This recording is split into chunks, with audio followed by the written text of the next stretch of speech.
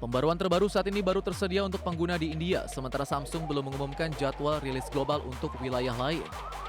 Peluncuran secara bertahap ini menunjukkan bahwa update kemungkinan akan digulirkan ke pasar lain dalam beberapa pekan mendatang.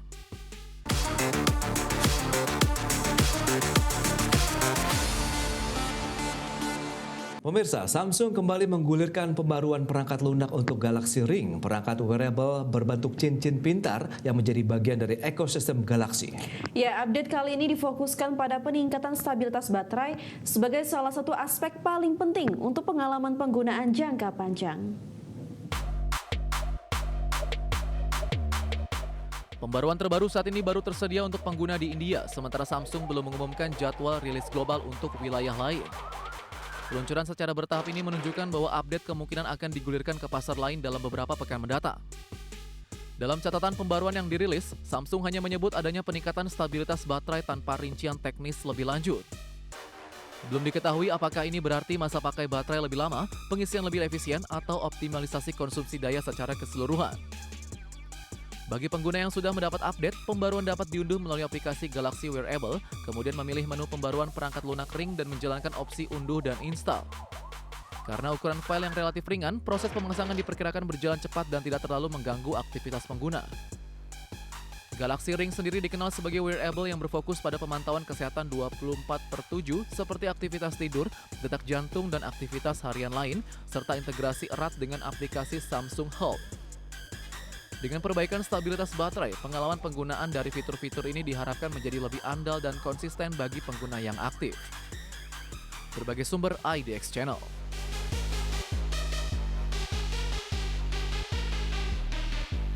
OpenAI dikabarkan tengah menjajaki penggalangan dana baru dengan valuasi ratusan miliar dolar Amerika Serikat. Dan langkah ini mempertegas posisi OpenAI sebagai salah satu pemain paling bernilai di industri kecerdasan buatan global.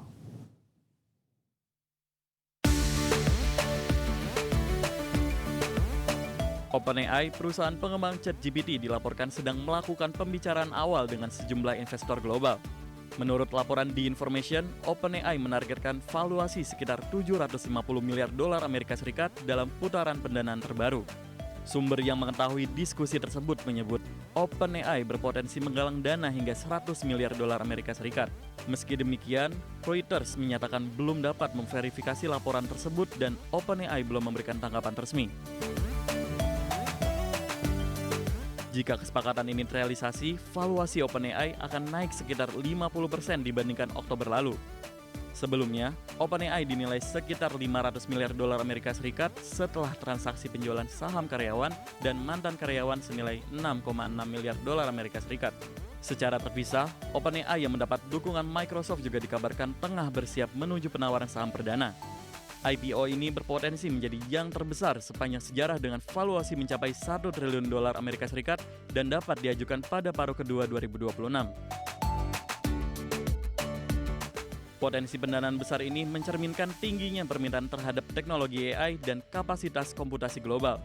Namun, investor tetap berhati-hati di tengah kekhawatiran apakah investasi berskala besar ini akan memberikan hasil sesuai ekspektasi. Berbagai sumber, IDX Channel. Kelompok investasi yang berafiliasi dengan Serikat Pekerja meminta penjelasan dari Amazon, Walmart, dan Alphabet terkait dampak kebijakan imigrasi Presiden Amerika Serikat Donald Trump terhadap kinerja keuangan dan rantai pasok perusahaan. Ya, permintaan tersebut disampaikan melalui surat resmi yang dikirim pada Rabu kemarin waktu setempat.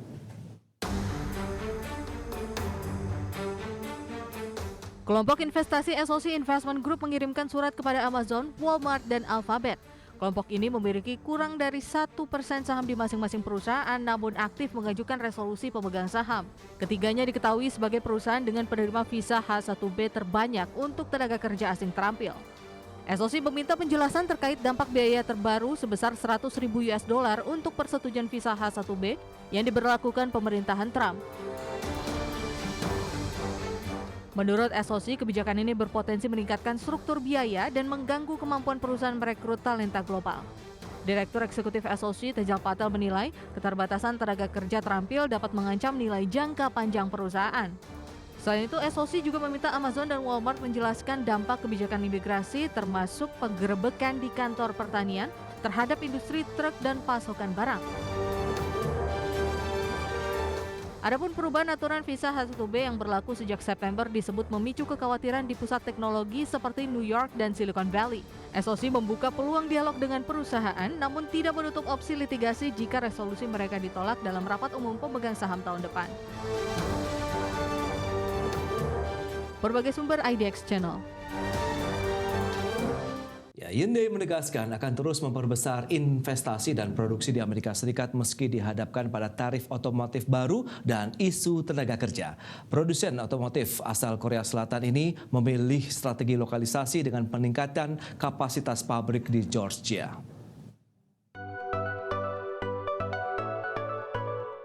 Hyundai menyatakan akan terus meningkatkan kapasitas produksi lokal di Amerika Serikat meski menghadapi tarif otomotif baru.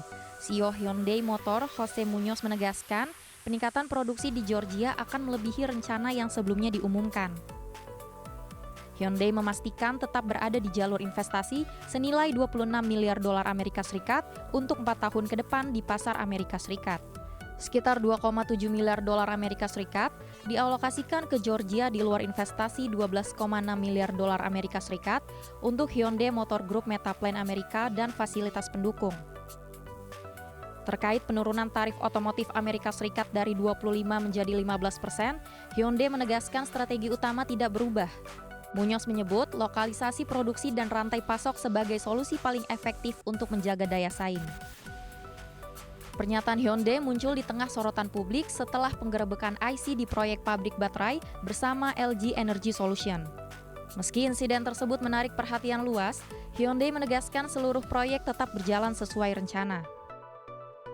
Penjualan Hyundai di Amerika Serikat selama 11 bulan pertama 2025 mencapai hampir 823.000 unit atau tumbuh 8%.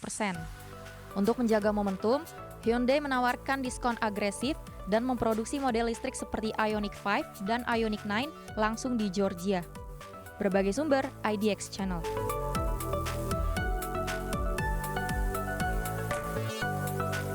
Pemirsa, Triumph resmi memperluas portofolio motor kelas menengah dengan meluncurkan Tracker 400 di Inggris. Model baru ini menyasar segmen entry level 400cc dengan desain klasik terinspirasi balap flat track Amerika. Triumph resmi hadirkan Tracker 400 untuk pasar Inggris sebagai pilihan baru di segmen motor kelas menengah.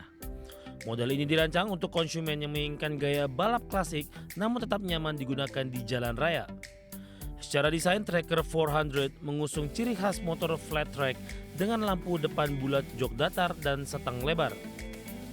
Tangki bergaya klasik bertuliskan Tracker dipadukan dengan pilihan warna aluminium silver racing yellow dan phantom black. Triumph Tracker 400 dibekali mesin seri TR398cc. Silinder tunggal berpendingin cairan dengan konfigurasi DOHC. Mesin ini menghasilkan tenaga 42 PS dan torsi 37/5 Nm dengan transmisi 6 percepatan serta kopling slip dan assist. Dari sisi fitur, motor ini dilengkapi ABS Dual Channel Control traksi yang dapat dinonaktifkan serta sistem pencahayaan full LED.